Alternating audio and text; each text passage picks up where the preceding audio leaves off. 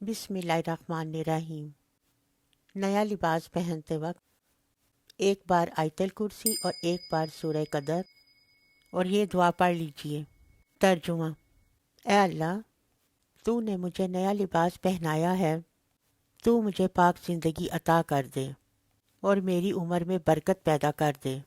बुज़ुर्गों ने फरमाया है कि ऐसा करने से आयतल कुर्सी के खुदाम और मलाइका इस शख्स के वास्ते दुआए मगफिरत करते रहेंगे और जब तक ये लिबास जिसे पहनकर दुआ की गई थी फट नहीं जाएगा, दुआए मगफिरत इसके वास्ते होती रहेगी। और हद ये है कि जिस वक्त मैला होने के बाद ये लिबास जिस्म से उतर जाएगा तब भी दुआ का सिलसिला जारी रहेगा। अलबत्ता जब ये लिबास फट कर पहनने के काबिल ही नहीं रहेगा, उस वक्त दुआ का सिलसिला मौकूफ़ हो जाएगा।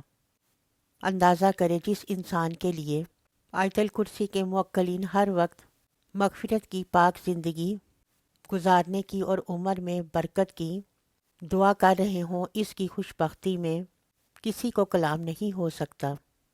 वीडियो पसंद आने पर हमारे चैनल को सब्सक्राइब करें, लाइक और शेयर करना मत भूलें।